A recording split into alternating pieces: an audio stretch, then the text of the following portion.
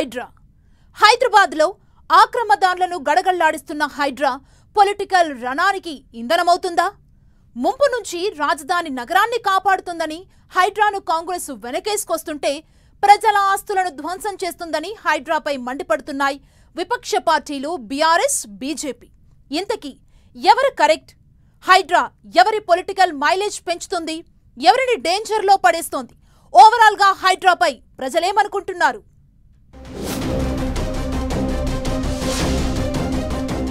తెలంగాణ రాజకీయానికి కేంద్ర బిందువుగా మారిపోయింది హైడ్రా. తెలంగాణలోని 3 ప్రధాన పార్టీలిప్పుడు మైలేజీ కోసం హైడ్రా చుట్టూనే పావులు కదుపుతున్నాయి. అధికారంలో ఉన్న కాంగ్రెస్ తో పాటు ప్రతిపక్షాలు బీఆర్ఎస్, బీజేపీ కూడా హైడ్రా కేంద్రంగానే పొలిటికల్ యాక్టివిటీస్ ని పెంచుతున్నాయి. ఓవరాల్ గా చెప్పాలంటే రాష్ట్రంలో మిగిలిన పొలిటికల్ యాక్టివిటీస్ అన్నీ హైడ్రాతో పక్కకెళ్లిపోయాయి. ఇప్పుడు రాజకీయ పార్టీలకు హైడ్రానే ఆయుధంగా మారింది. విపక్షాన్ని ఇబ్బంది పెట్టాలనుకున్న అధికార పార్టీ హైడ్రాని అస్త్రంగా ప్రయోగిస్తుంటే అధికార పక్షాన్ని టార్గెట్ చేసేందుకు విపక్షాలు కూడా హైడ్రానే ఆయుధంగా మలుచుకుంటున్నాయి. ముఖ్యమంత్రి రేవంత్ రెడ్డి దూకుడు హైడ్రా ఆక్రమణదారుల్లో గుబులు పుట్టిస్తుండగా కూల్చివేతలతో నష్టపోయిన వారికి అండగా నిలుస్తూ ప్రభుత్వంపై పోరాటానికి సిద్ధమవుతున్నాయి బీజేపీ, బీఆర్ఎస్. ఇందులోనూ బీజేపీ తరపున ఎంపీ ఈటల రాజేందర్, బీఆర్ఎస్ తరపున మాజీ మంత్రి హరీష్ దూకుడు పెంచుతూ హైడ్రాని టార్గెట్ చేస్తున్నారు. ఇలా 3 పార్టీలు హైడ్రానే ఇప్పుడు కేంద్ర బిందువుగా మారటం చర్చనీయాంశంగా మారుతోంది. హైదరాబాద్ నగరంలో ముంపు లేకుండా ఉండాలంటే చెరువులు, నాలాల ఆక్రమణలు తొలగించాలని భావించిన ముఖ్యమంత్రి రేవంత్ రెడ్డి హైడ్రాకి ప్రాణం పోశారు.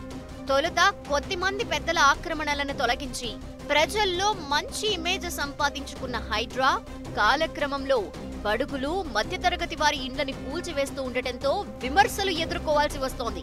కానీ భవిష్యత్తుపై భరోసా కోసం హైడ్రా ఉండాల్సిందేనని భావిస్తున్నారు ముఖ్యమంత్రి రేవంత్ రెడ్డి.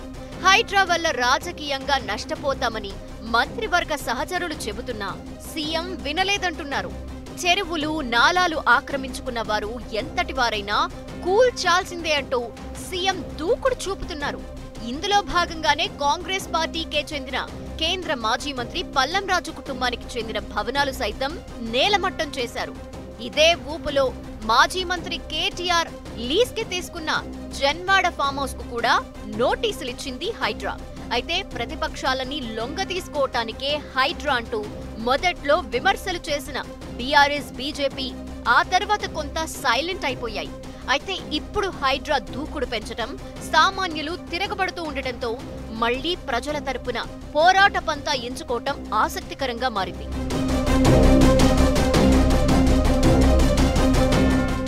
ఎవరు అటు చెప్పినా హైడ్రాకు అపరిమిత అధికారాలు కల్పించిన CM Revanth Reddy BRS, BJP అస్త్రాలను ఎలా ఎదుర్కొంటారనేది ఆసక్తి రేపుతోంది.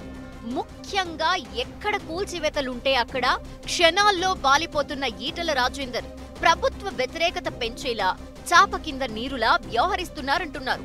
కొద్ది రోజులుగా ఇతర రాజకీయ కార్యక్రమాలని పక్కన పెట్టిన ఈటల పూర్తిగా హైడ్రాపై యుద్ధానికే సమయం కేటాయిస్తున్నారని అంటున్నారు. ఈ ఇష్యూలో బీజేపీకి మైలేజ్ పెరుగుతుందనే అంచనాతో ఆ పార్టీ రాష్ట్ర నాయకత్వం కూడా ఈటలను ప్రోత్సహిస్తూ మిగిలిన నేతలు కూడా బాధితుల తరపున పోరాడాలని పిలుపునిస్తోంది. మరోవైపు ఎంఐఎం నేతల భవనాల జోలికి ఎందుకు వెళ్లటం లేదని ప్రభుత్వాన్ని నిలదీస్తోంది.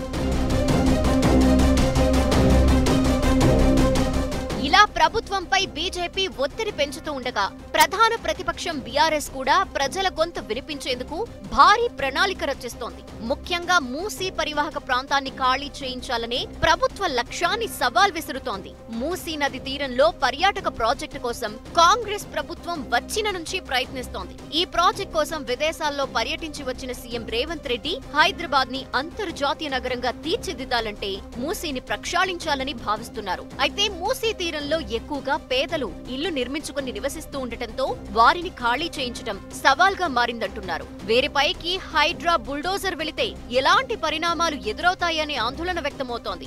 ఇప్పటికే మూసీ తీరంలో సర్వే జరుగుతూ ఉండగా స్థానికుల తరపున పోరాటానికి బీఆర్ఎస్ నేత హరీష్ రావు రంగంలోకి దిగారు. అసలే హరీష్ రావుకు క్రౌడ్ పుల్లర్ అనే పేరుంది.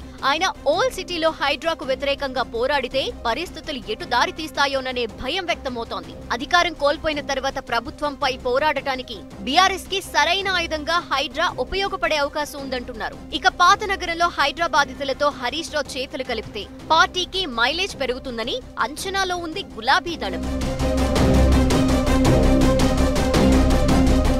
ఇలా 3 పార్టీలు హైడ్రా చుట్టూనే రాజకీయం చేస్తున్నారు. పాజిటివ్ టాక్ తో ప్రజల మనసు గెలవాలని కాంగ్రెస్ బాధితుల బాధల్ని తెరపైకి తెచ్చి హైడ్రా నిర్దయగా వ్యవహరిస్తోందని నిరూపించేలా ప్రతిపక్షాలు పావులు కదుపుతున్నాయి. మరి ఈ యుద్ధంలో అంతిమ విజేత ఎవరన్నది ఉత్కంఠ రేపుతోంది. మొత్తానికి టాక్ ఆఫ్ ద స్టేట్ గా మారిన హైడ్రా మున్ముందు ఎలా వ్యవహరిస్తుందనేది చూడాల్సి ఉంది.